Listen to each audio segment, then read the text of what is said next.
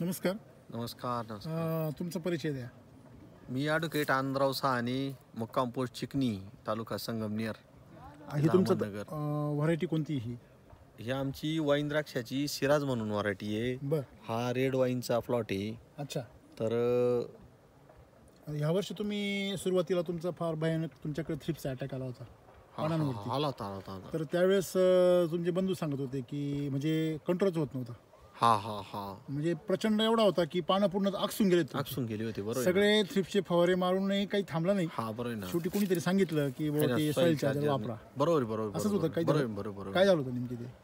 नाही, पानांवर आहे ना यंदा जनरलच यंदा पूर्ण द्राक्षावर आहे ना याचा मोठा अटॅक होता या थ्रिप्सचा. बर. पण आमच्याकडे त्याचा प्रचंड मोठ्या प्रमाणावर अटॅक होता. बर. मग काय करायचं तर त्याला पर्याय काही दुसरा सापडत नव्हता. बर. अशा वेळेला काय झालं नेमकं, हे आमच्याकडं जे रेवगडी म्हणून जे आपल्या सॉइल चार्जर आणि फ्रूट चार्जर या सगळ्या यंत्रणेचं जे काम पाहतात. बर. तर आमच्या शेजारीच युवरगावला त्यांचं दुकान आहे. बर. तर तिथं ते सगळे मटेरियल फवारे आणली. बर. आणि ते फवारे आलटून पालटून आम्ही जवळ 3-4 फवारे आतापर्यंत मारले. क्रॉप चार्जर, फ्रूट चार्जर वगैरे सगळं घेतलं. हा, खालून सोडलं. पहिल्यांदा क्रॉप चार्जर घेतलं. क्रॉप चार्जरच्या नंतर मग साईज चार्जर घेतलं. क्रॉप चार्जर आणि फ्रूट चार्जर पहिला मारला. दुसरा साईज चार्जर आणि क्रॉप चार्जर मारला. आणि आता शेवटचा फ्रूट चार्जर आणि साईज चार्जर मारला. 3 फवारे मारले. तुम्हाला काय बदल दिसतो या ना पुढे? तरी आम्ही जमिनीतून जो सॉइल चार्जर म्हणून त्यांनी रेकमेंड केलं होतं तर ते काय आम्ही वापरलेलं नाहीये. आम्ही यंदा मध्येच निम्म्या सीजन मध्ये एंट्री केली या सगळ्या कोर्स म्हणजे अचानक मध्ये सुरुवात केली.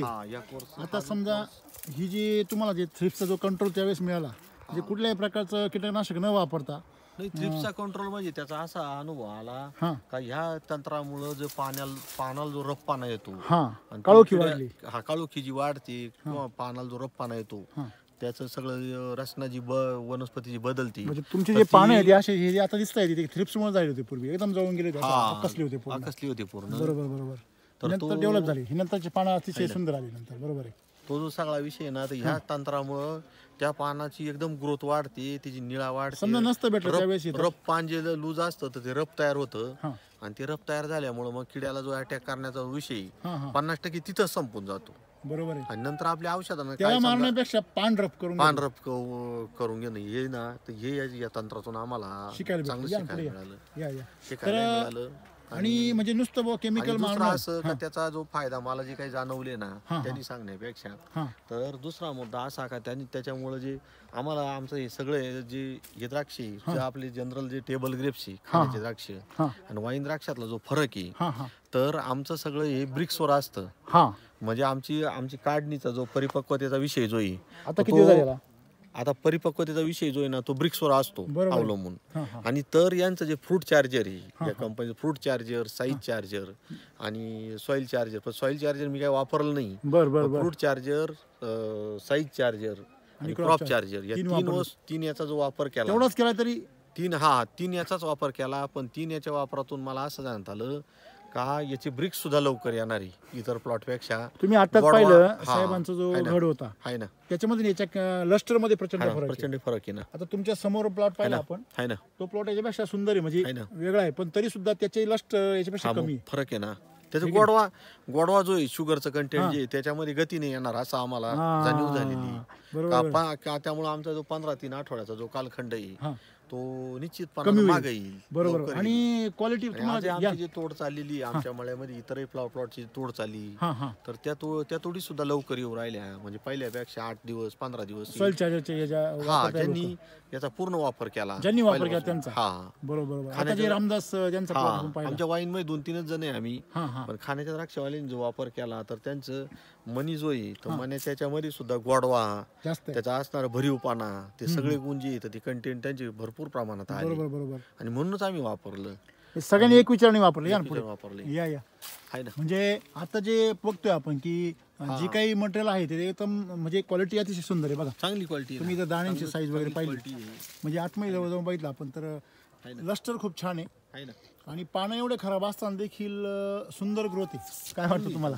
खरंच चांगली. जर नसतं असं टेक्नॉलॉजी यावेळेस तर काय झालं असतं अशा पाण्याच्या दुष्काळाच्या परिस्थितीमध्ये आम्हाला तर ना हे जर नसतं तर काय सगळा खर्च झाला किती एका फवाऱ्याला मला 3000 लिटर पाणी लागायचं. बर तर 3000 किती एकर द्राक्ष तुमचं हे? हे 14 एकरचा प्लॉट आहे. बापरे. तर त्या सगळ्याला 3000 लिटर पर्यंत पाणी बसायचं. बर तर 3000 लिटर पाणी ना तर त्या वैतीला रोड वगैरे जाऊन 12 एकर दारा. बर बर तर साधारण 3,500 लिटर पाणी लागायचं. तर असे आम्ही 3 फवारे घेतले. बर बर तर 3 फवाऱ्यांचं बजेट माझं बजेट चांगलं बा 50-60 हजारापर्यंत खर्च करावा असं माझी इच्छा होती. बर पण परिस्थिती अशी तयार झाली की ती एक 25-30 हजारातच ते सगळं उरकलं. बजेट उरकून गेलं. म्हणजे 50% खर्च वाचला. हा खर्चही वाचला आणि त्या पट्टीमध्ये उत्पादनात आहे हा. ना उत्पन्न आम्हाला जे अपेक्षित आहे हा आमचं साधारण 100 टन माल दरवर्षी जातो. बर बर तर तोपर्यंत त्या याच्यापर्यंत आम्ही जाऊन पोहोचणार आरामशीर. असं वाटतंय खात्री आहे. ओके ओके म्हणजे अडचणीतून बी एवढी अचिव्हमेंट आहे. अचिव्हमेंट आहे. ओके ओके ओके या ना पुढे. चांगली अचिव्हमेंट वाटली. त्यामुळे हे तंत्र आहे ना हा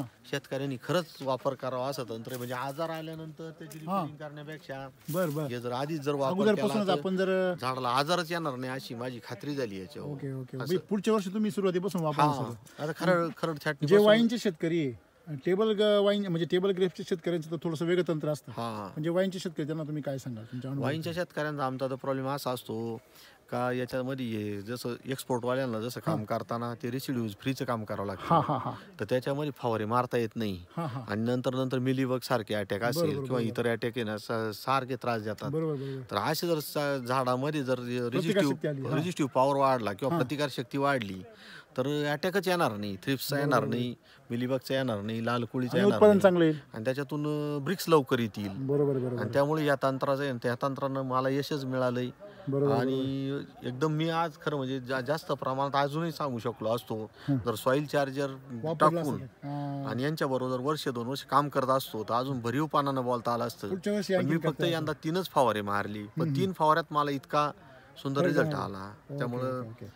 मग पुढच्या वर्षी तुमचं प्लॅनिंग आहे सगळं? हा आम्ही यंदा खरड छाटणीपासूनच सुरुवात करणार आहे. ओके ओके खरड छाटणीपासूनच सुरुवात करणार. ओके शेड्यूल घेणार कंपनीकडून शेड्यूल मागून घेणार. बर बर त्या शेड्यूल प्रमाणे आणि एकूण आमचा अनुभव असा झाला हा आम्ही जो इतर पेस्टिसाइडचा याचा खर्च करतो हा तर त्या खर्चाच्या पट्टीमध्ये याचा खर्च तितका मोठा नाही असंही माझ्या ध्यानात आलं. म्हणजे खर्च पण कमी आहे. खर्च कमी आहे असंही जाणवलं. बरोबर बरोबर बरोबर एक खर्च पण कमी आहे आणि त्या तुलनेत जे रिझल्ट दिसत आहेत ते एकदम एकसारखे युनिफॉर्म आहेत. आता इथं जर पाहिलं बघा एवढे गडीत पण सगळ्यांची क्वालिटी जी आहे ती सेम आहे एकदम मस्त सारखी. ओके ओके चालेल ठीक आहे धन्यवाद. त्यामुळे हे तर एकदम चांगलं तंत्र आहे त्याच काय अडचण आहे. Okay okay